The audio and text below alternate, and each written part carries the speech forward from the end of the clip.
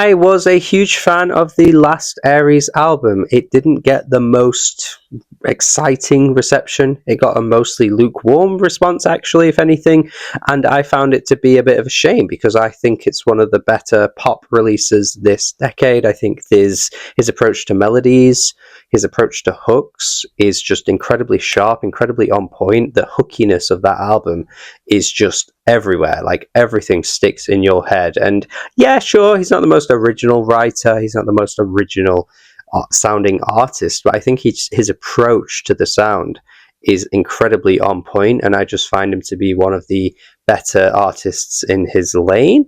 And of course, based on all of that, I was very much looking forward to Glassjaw, which is the final follow-up. It's felt like a long time since his last album. There's been like a few singles as well, so 4 years isn't a huge amount of time to wait, but when an artist is kind of like teasing you with the odd song here and there, you're kind of thinking, are they gonna do it? Are they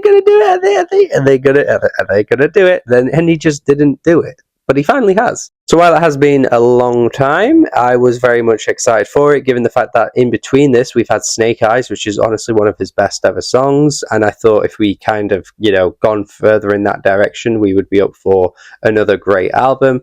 And actually, to be honest, it isn't really anything really like Snake Eyes, much of this album, but that isn't a drawback, that isn't a criticism, because yeah, he's kind of done it again, really. He's given us a really sharp, melodic album with kind of more of a focus on atmosphere and sound this time. In a lot of ways, you could argue he's kind of like fine-tuned some things from his previous few albums and kind of given us more like a detailed, produced album, I would say. But regardless of that, I still think what he's doing is still really good. Party People is kind of a good example of that. It's very similar to what we've got from him in the past. It's really got a strong vibe. Feels very kind of like dusk, late sort of evening summer vibes. But there's just a little bit of that sharper sound, I feel, and the production feels a little darker in its tone, and I feel like a lot of this album kind of shoots for that, whereas his last album was just brighter and sunny and very much like, even though the lyrics weren't always like the happiest, but it felt kind of like euphoric and kind of felt like end of summer, everything's going to be okay vibes, which is probably a bit of a cliche, but that's just kind of how I felt listening to Believe in Me.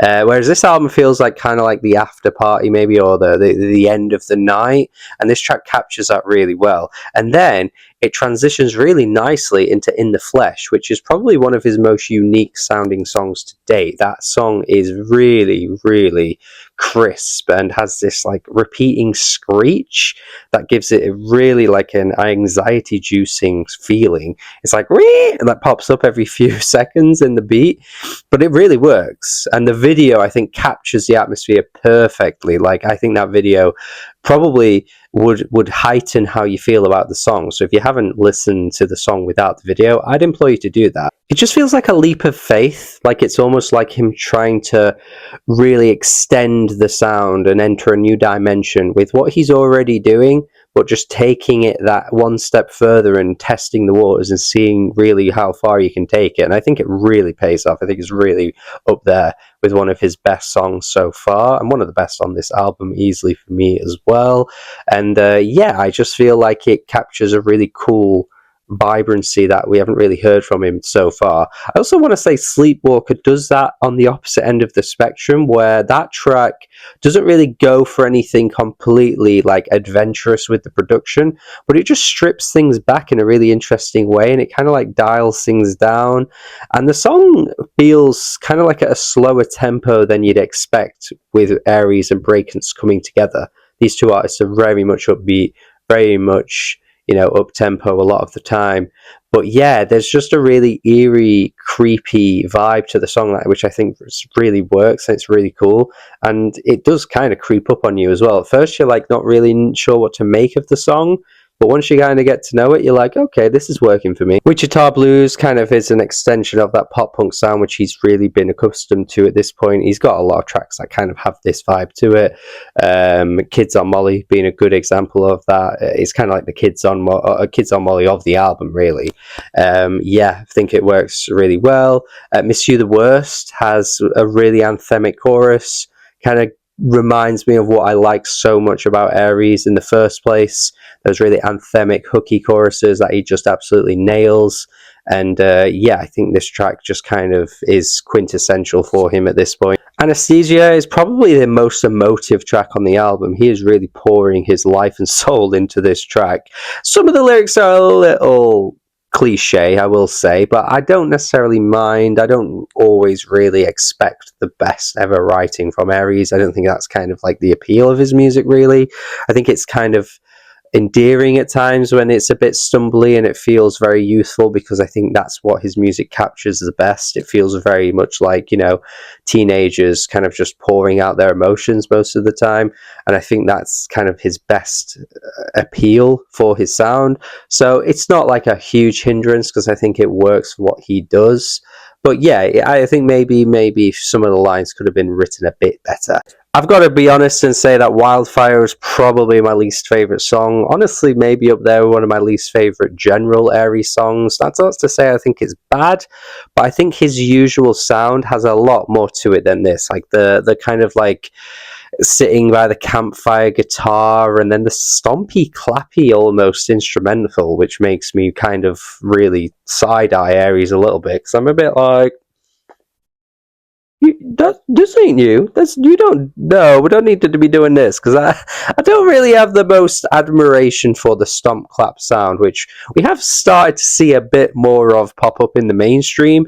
I just was least expecting to hear it on the Aries album. It's not quite like on the annoying levels of like a, I guess like a Noah Khan, for example, who I just really can't stand as a singer. So I'm not going to put it on that level. I'm not going really far with the criticism here, but I'm just, it's almost like entering that realm of sound, and I'm like, oh, I don't know if I'm quite on board with this production. I think he's usually more creative and approaches music in a more unique way than this. For me personally, this track just feels like it's bordering on really generic sounds, but otherwise, despite that mild, you know, drop off for me, I do think this is pretty great. I think it captures all of the things Aries has been doing so far, and extends some of the ideas a little bit further and brings us some slightly new things to the table as well. In a lot of ways, you could honestly make the argument that this album is better than his last one, just in terms of the production. It has a bit more of a uniqueness to that. There's a bit more of an edge and an atmosphere to some of these tracks. The atmosphere is captured in a different way. You could argue there's a lot of elements that are better than his last album. So you could really make that case, and I wouldn't really put up much of a massive argument. I just think I'm attached to that last one so much, though. Like, that has not aged a bit for me. Like, I have played that album a lot compared to some other albums that have come out in the past few years. And sometimes you kind of get bored, or you maybe overplay something, but that album just hasn't suffered from any overplay for me at all. So while I could see the case you could make, I think I'll always hold that album closer to me in my heart. Like, believe in me, it is just too good to kind of be beaten for me personally. But that being said, this is still a great album. I would still easily go an 8 out of 10. I think it's, yeah, another great release from him. Another nice addition to his catalogue. And yeah, it just kind of goes to show he's still really underrated and overlooked, because he's dropping really top quality music that kind of gets a bit snubbed, and I'm not really sure why. So check it out. Check out all of his music so far as well. I think you might get something out of it, at least a few tracks, I would say. And yeah, let me know your thoughts if you have already heard it. Subscribe to the channel as well. Do have a good day, and goodbye.